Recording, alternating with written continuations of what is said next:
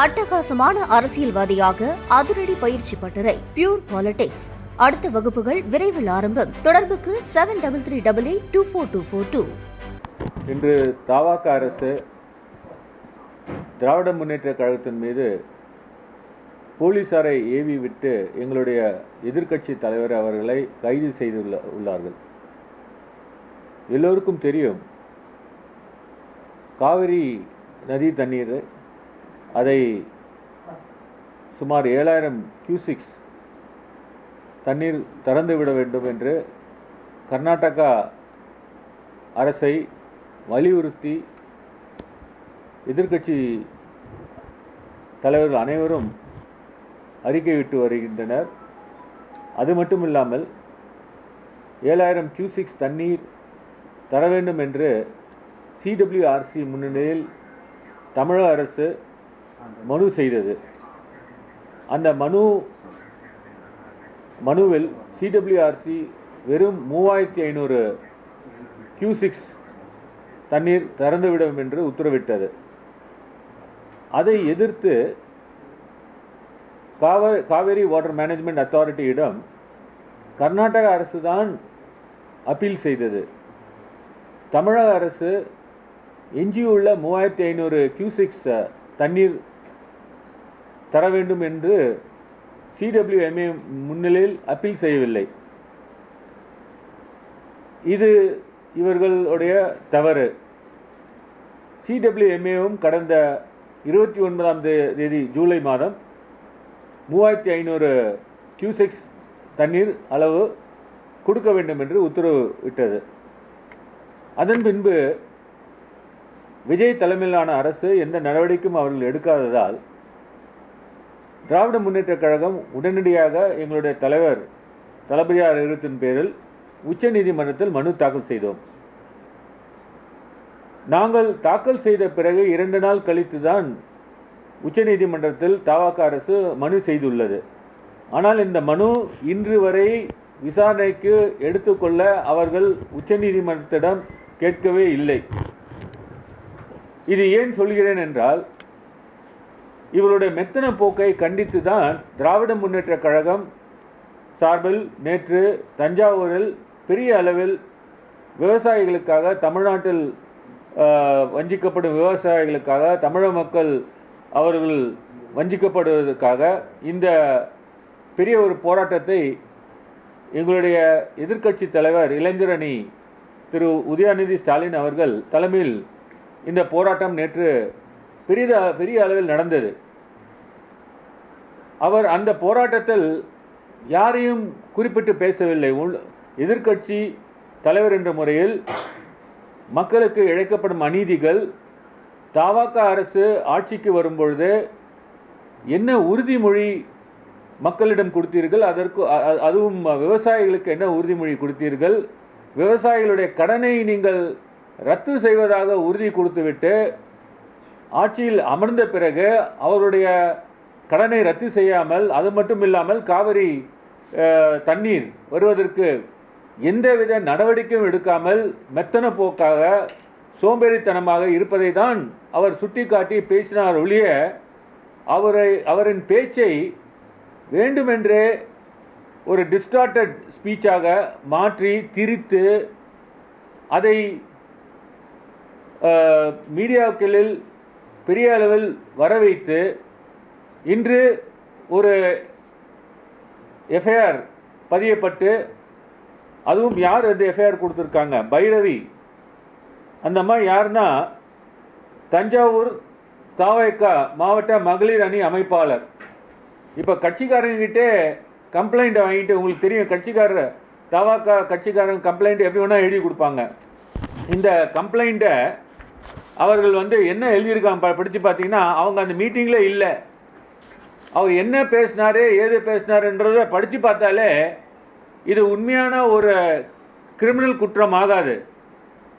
அவர் பேசியதெல்லாம் காவேரி சம்பந்தப்பட்ட தண்ணீர் ஏன் இவர் திறப்பதற்கு எந்தவித நடவடிக்கையும் எடுக்கவில்லை, அந்த ஒரு விஷயத்தில் தான் பேசுகிறாங்க. ஒரு மீட்டிங் நடக்கிறது, அந்த மீட்டிங்கில் சில பேர் சத்தம் போடுவார்கள், கத்துவார்கள், அவர்கள் ஏதாவது சொல்லுவார்கள். அவர்கள் சொல்வதெல்லாம் நாம் சொல்வதாக எடுத்துக்கொள்ள முடியாது. இப்பொழுது என்ன நடந்திருக்குங்கன்னா, பேசாதது ஒன்று பேசின மாதிரி இவர்களே ஒரு திரித்து பொய்யான வழக்கை வந்து ஒரு கிரியேட் பண்ணி இன்னைக்கு எங்களுடைய எதிர்க்கட்சி தலைவர், இளைஞரணி தலைவர் அவரை வந்து அரெஸ்ட் பண்ணியிருக்காங்க. இந்த அரெஸ்ட் வந்து பண்ணுவதற்கு முன்னாடி உயர்நீதிமன்றத்தில் சென்று எங்களுடைய வழக்கறிஞர் அவர்கள் பெயில் மூவ் பண்ணுறதுக்காக, ஆன்டிசிபேட்டரி மூவ் பண்ணுறதுக்காக பர்மிஷன் கேட்கும்போது நீதியரசர் அவர்கள் எந்தவித நடவடிக்கையும் எடுக்க வேண்டாம் என்று பப்ளிக் ப்ராசிக்யூட்டர் கிட்ட சொல்லியிருக்காங்க. வாய்மொழியாக உத்தரவு கொடுத்திருக்கிறார்கள். ஆனால் அந்த உத்தரவையும் மீறி அவர்கள் வந்து கைது செய்து இன்று தஞ்சாவூர் அழைத்து செல்கிறார்கள். ஆகவே இப்போ பார்த்தீங்கன்னா பேச்சுரிமை பறிக்கப்படுகிறது. அரசை தட்டி கேட்டால் உடனே ஒரு பொய்யான வழக்கு, அதுவும் யார் கொடுக்குறா? அவங்களுடைய கட்சிக்காரங்களே வைத்து வழக்கு கொடுக்கிறார்கள். வழக்கை கொடுத்து விட்டு உடனே இரண்டு பிரிவினர்கிட்ட பெரிய தகராறு ஏற்படுற மாதிரி ஒரு சுச்சுவேஷனை காமிச்சு உடனே ஒரு அரெஸ்ட் பண்ணுறாங்க. இந்த அரசு வந்ததுலேருந்து பார்த்தீங்கன்னா எல்லா விதத்திலையும் அவர்கள் வந்து தோல்வி அடைந்து விட்டார்கள். நீட்லேருந்து, அதே போல் சூப்பர் ஸ்பெஷாலிட்டி சீட்ஸ்லேருந்து, இன்றைக்கி பாருங்கள் காவேரியிலிருந்து அவர்களால் ஒன்றும் செய்ய முடியவில்லை. எதிர்க்கட்சி எதற்காக இருக்கணும்? சுட்டி காட்டுவதற்காக தான் இருக்க வேண்டும். மக்களுடைய நலனுக்காக இது சுட்டி காட்டப்படும் போது ஏன் இப்படி போன்ற ஒரு பொய் வழக்குகள் போட்டு எங்களுடைய குரல் வலையை நசுக்கும்படியாக இவர்கள் செய்ய வேண்டும்? ஆகவே இது வந்து ஒரு புனையப்பட்ட வழக்கு, பொய்யான வழக்கு. இது நிச்சயமாக மக்களுக்கு தெரியும். இது ஒரு விஜய் அவர்கள் எப்படியும் எங்களை பேசக்கூடாது, மக்களுடைய நலனுக்காக நாங்கள் பாடுபடக்கூடாது, காவேரி விஷயங்களில் திமுக முன்னெடுத்து செல்வதே அவர்களுக்கு விருப்பமில்லை. முதலில் சட்டசபையில் ஒரு தீர்மானம் கொண்டு வரும்போது கூட எங்களுடைய எதிர்க்கட்சி தலைவர் அவர்கள்தான் எழுந்து இந்த தீர்மானத்தில், மேகதாது சம்பந்தப்பட்ட தீர்மானத்தில் ஒரு திருத்தம் கொடுத்தார். அந்த திருத்தத்தில் ஒரு ட்ரிபுனல் தீர்ப்பாயம் கொண்டு வர வேண்டும் என்று கொடுத்த திருத்தத்தை ஏற்கப்பட்டது, அரசே ஏற்றுக்கொண்டது.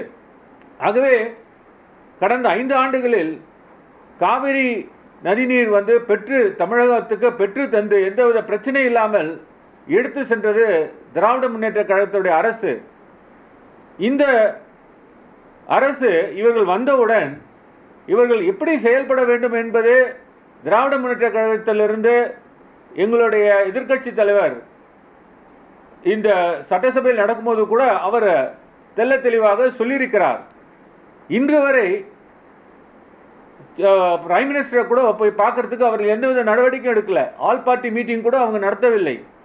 ஆகவே வேண்டுமென்றே ஒரு கெட்ட எண்ணத்துடன் ஒரு எப்படியாவது குரல் வலையை நெறித்துவிட வேண்டும் என்ற எண்ணத்தில் தான் இந்த பொய்யான வழக்குகளை போட்டுள்ளனர்.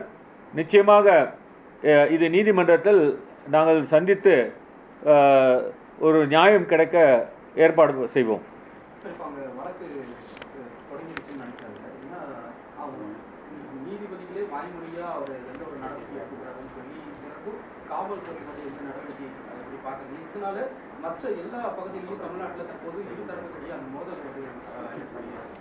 அதாவதுங்க, ஃப்ரீடம் ஆஃப் எக்ஸ்பிரஷன், பேச்சுரிமை இந்த நாட்டில் வந்து ரொம்ப இம்பார்ட்டன்ட், பாதுகாக்கப்பட வேண்டும். அரசியலமைப்பு சட்டத்தில் வந்து ஒரு பேச்சுரிமை இருக்கிறது. மக்கள் வந்து கஷ்டப்படுகிறார்கள், அவதிப்படுகிறார்கள். இன்றைக்கி நீங்கள் டிவியை திறந்து பார்த்தீங்கன்னா எங்கே பாரு வறட்சியான ஒரு நிலைமை இருக்கிறது, பயிர்கள் வாடிக்கொண்டிருக்கிறது, விவசாயிகள் வந்து அவருடைய வாழ்வாதாரம் வந்து பறிபோய்விட்டது. இது சம்பந்தமாக தானே இப்போ வந்து நேற்றைக்கு வந்து ஒரு பெரிய அளவில் தஞ்சாவூரில் ஒரு மீட்டிங் நடந்தது.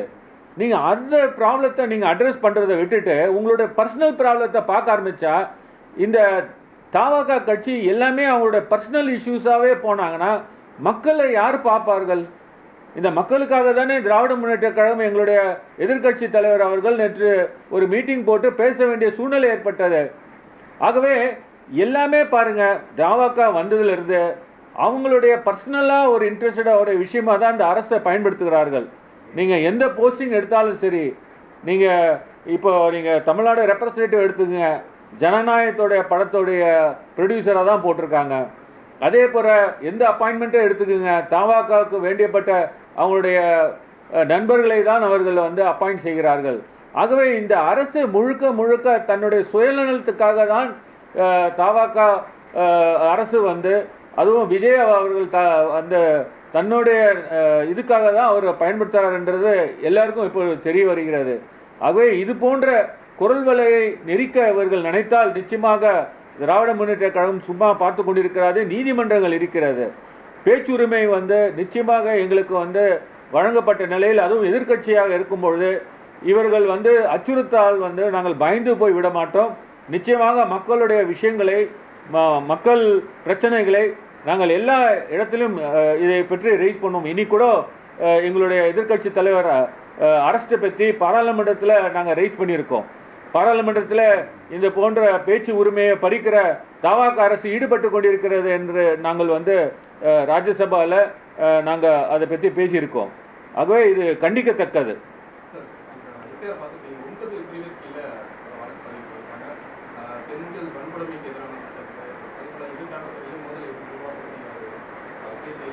அதாவதுங்க, ஒரு கட்சிக்காரரை வைத்து நீங்கள் ஒரு கம்ப்ளைண்ட் கொடுத்தீங்கன்னா வளைச்சி எழுதலாம். அவங்க கட்சிக்காரன், நான் தான் சொன்னேன், பைரவி என்ற ஒரு தஞ்சாவூர் மாவட்ட மகளிர் அணி அமைப்பாளர் அவர்கள் இந்த கம்ப்ளைண்ட் கொடுத்துருக்காங்க. இது வளைச்சி அவங்களே போலீஸே பொய்யாக புனையப்பட்ட வழக்கு இது. இந்த மாதிரி எவ்வளோ வழக்குகள், புனையப்பட்ட வழக்குகள் உங்களுக்கு தெரியும். அதோடைய ரிசல்ட் என்னன்னு உங்களுக்கு தெரியும். ஆகவே அவர் என்ன பேசினார், ஒரு நிச்சயமாக தமிழ்நாட்டு மக்களுடைய பிரச்சனைகளை நீங்கள் சால்வ் பண்ணணும்னு நினச்சா அந்த பிரச்சனைகளை கையில் எடுத்து ஆளும் அரசு இருக்கிற எதிர்க்கட்சியோடு உட்கார்ந்து கொண்டு எல்லா தலைவர்களும் அழைத்து இந்த காவேரி பிரச்சனையை சால்வ் பண்ணுறதுக்கு பார்க்கணும். தனி நபருடைய பிரச்சனைகளை தமிழ்நாட்டோட பிரச்சனைகளாக இன்று ஆக்கப்பட்டுள்ளது. இது கண்டிக்கத்தக்கது. இது தவாக தலைவர் அவருடைய தனிப்பட்ட பிரச்சனை என்றால் அது தனிமையால் தீர்த்து கொள்ள வேண்டும். இது ஒரு இது தமிழ்நாட்டில் உள்ள பிரச்சனை. இந்தியாவே உற்று நோக்கி பார்க்கிறது. காவிரி உத்தரவு உச்சநீதிமன்றம் 2018 உத்தரவு போட்டும் கூட இன்று வரை கர்நாடகா அரசு அது சரிவர செயல்படாமல் இருக்கிறது.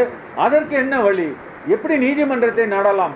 எப்படி கர்நாடக அரசுக்கு ஒரு அழுத்தத்தை கொடுக்கலாம்? எப்படி எல்லா கட்சிகளும் ஒன்றாக சேர்ந்து இந்த பிரச்சனையை நாம் சால்வ் பண்ணலாம்? இப்படி தான் இவர்களுடைய எண்ணம் இருக்கணும். அதை விட்டு ஒரு நபருடைய பிரச்சனைகளை தமிழ்நாட்டுடைய பிரச்சனையாக செய்து கொண்டு அதே போல் மீடியாக்களை தூண்டிவிட்டு, நேற்றுக்கெல்லாம் பார்த்தீங்கன்னா மீடியாக்களை தூண்டிவிட்டு ஒரு தனிப்பட்ட பிரச்சனையை விவாதம் செய்துவிட்டு தமிழ்நாட்டில் இன்னைக்கு தண்ணி வரவில்லை என்ற ஒரு பிரச்சனையை மறந்துவிட்டு இது ஒரு பெரிய பிரச்சனையாக பொய்யாக ஒரு டிபேட்ஸ்லாம் நடத்தி கொண்டிருக்கிறார்கள். ஆகவே இது நிறுத்த வேண்டும். மக்களுடைய பிரச்சனைகளை நாங்கள் எடுத்து பேசும்போது அவர்கள் அதுக்கு தோள் கொடுக்க வேண்டும்.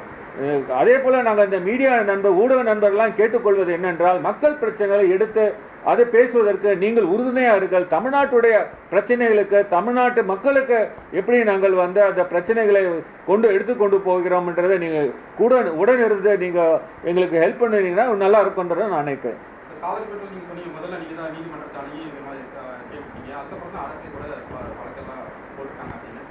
ஆனால் இப்போ இருக்கக்கூடிய இந்த தமிழக அரசு அனுபவம் கண்ட முன்னாள் திமுக அரசில் இருந்த சில முக்கிய அமைச்சர்களாகட்டும் அவர்களும் சில ஆலோசனைகளோட கேட்கலாம் அல்லவா இந்த விஷயத்தில் எப்படி எடுத்து சொல்லலாம்? கரெக்ட். நீங்கள் இப்போ பாருங்க, மீடியா ஊடக நண்பர்கள் இப்போ ஒரு ரிலவெண்ட்டாக கொஸ்டின் கேட்குறீங்க. தவாக அரசு அனுபவமிக்க முன்னாள் அரசு அதிகாரிகளை அமைச்சர்களையோ இல்லை எங்களுடைய சீஃப் மினிஸ்டரையோ முன்னாள் சீஃப் மினிஸ்டர்களையோ நீங்கள் ஒரு ஆல் பார்ட்டி மீட்டிங்கை கூப்பிட்டு இல்லை எக்ஸ்பீரியன்ஸ் என்னன்றது கேட்டு அவர்கள் அதுக்கேற்ற மாதிரி நடவடிக்கை எடுக்கலாம். ஆனால் இன்றைக்கி பார்த்தீங்கன்னா அவர்கள் அந்த மாதிரி நடவடிக்கை எதுவும் எடுக்கவில்லை. இப்போ அந்த காவேரி தண்ணீர் எப்படி கடந்த 5 ஆண்டுகளில் நாங்கள் எந்த ப்ரெஷர் கொடுத்து கொண்டு வந்தோம். இன்றைக்கி நாங்கள் தனிமையில் அவரை முதலமைச்சர் தனிமைப்படுத்த உள்ளார். அவர்கள் எல்லா கட்சியும் அனுசரித்து அழைத்து ஒன்றுபட்டு ஆல் பார்ட்டி மீட்டிங்கில் பேசி நடவடிக்கை எடுத்திருக்க வேண்டும். இன்றைக்கி பாருங்கள், உத்தரவு போட்டு கூட காவேரியிலேருந்து தண்ணீர் வந்து தரமாட்டேன் என்று கர்நாடக அரசு சொல்லி கொண்டிருக்கிறது. அதே போல் நீங்கள் நீதிமன்றத்தில், உச்ச நீதிமன்றத்தில் ஒரு மனு கொடுத்தீங்க, இன்னைய வரைக்கும் மென்ஷன் பண்ணலை. ஒரு தண்ணீர் இத்தனை கியூசெக்ஸ் திறந்து விட வேண்டும் என்று CWMA சொன்ன பிறகு அது நிச்சயமாக கர்நாடக அரசு கொடுக்க வேண்டும். கொடுக்கவில்லை என்றால் உச்சநீதிமன்றத்தில் உடனே அணுகி அவர்கள் வந்து நடவடிக்கை எடுக்க வேண்டும். திராவிட முன்னேற்ற கழகம் போட்ட மனுவை கூட இன்று வந்து லா மினிஸ்டர் அவரால் வந்து ஜீர்ணிக்க முடியல.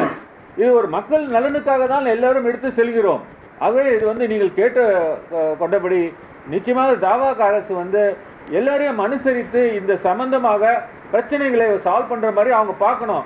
அதை விட்டு ஒரு தனிப்பட்ட ஒரு விஷயத்தை இது என்ன சினிமாவாங்க, இது என்ன ரீல்ஸாங்க, எல்லாரும் ரீல்ஸாக பார்த்துட்றாங்க. இது மக்களுடைய பிரச்சனைங்க. மக்களுக்கு என்ன தண்ணி வரலைங்க, விவசாயிகளுக்கு தண்ணி வரலைங்க, அந்த பிரச்சனையை எடுத்துகிட்டு விட்டுட்டு இன்றைக்கி தனி நபருடைய பிரச்சனைகளை தமிழ்நாட்டு பிரச்சனையாக எடுத்துவிட்டு இன்றைக்கி எல்லா மீடியாவும் அதை பற்றி பேசிக்கிட்டு மக்களுக்கு உண்மையிலே வந்து அவர்கள் ஒரு நல்லது செய்ய மாட்டார்கள் என்பதுதான் என்னுடைய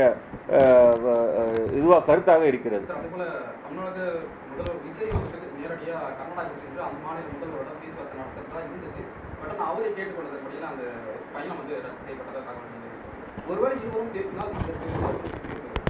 இந்த நீங்கள் கடந்த 5 ஆண்டுகளில் இந்த பிரச்சனை எப்படி இது பண்ணாங்கன்ற ஹேண்டில் பண்ணாங்கன்றது நீங்கள் பார்க்கணும்.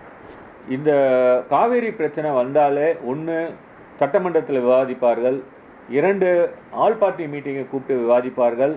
இப்படி வந்து ஒரு லீகல் லுமினரிஸை கூப்பிட்டு டிசிஷன் எடுத்து தான் எல்லாமே செய்வார்கள். அதன்படி தான் முன்னாள் முதல்வர்கள்லாம் வந்து ஹேண்டில் பண்ணிட்டு இருந்தாங்க. இப்போ உங்களுக்கு நீங்கள் ஒரு பிரச்சனை, இது என்ன பிரச்சனை, உச்சநீதிமன்ற தீர்ப்பை அவங்க வந்து மதிக்க மாட்டுறாங்க.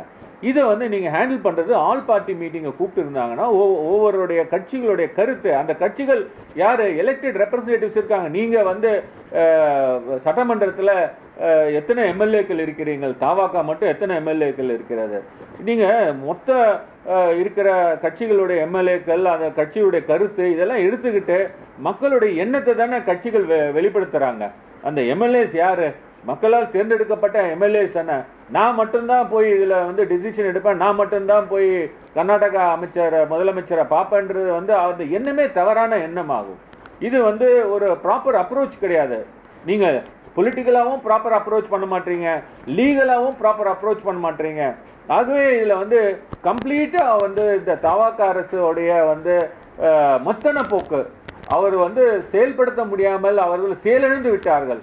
இதை வந்து பாயிண்ட் அவுட் பண்ணுறது தான் அவங்களால தாங்கிக்க முடியல. நேற்றுக்கெல்லாம் வந்து விவசாயிகள் கடனை தள்ளுபடி பண்ணுவேன்னு சொல்லி வந்த நீங்கள் இன்றைக்கி வந்து காவேரியில் தண்ணி வராதனால அந்த விவசாயிகள் கஷ்டப்படுறாங்க. அவங்க வீட்டிலுடைய சொத்துக்களை, அவங்களுடைய நகைகளை அடமானம் வைத்து அவர்கள் வந்து வாழ்க்கையை வந்து நடத்தி கொண்டிருக்கிறார்கள். அந்த பயிரெலாம் வந்து வாடி போய் கருகி போய் இன்றைக்கி அந்த அவங்களுடைய நஷ்டமாகி விட்டார்கள். அவர்களுக்கு நீங்கள் பயிர்க்கடனை தள்ளுபடி பண்ணுவேன்னு சொன்னீங்களே, அது என்ன செஞ்சீங்கன்னு தான் கேட்டார் நேற்றுக்கு. அது இவர்களால் தாங்க முடியவில்லை.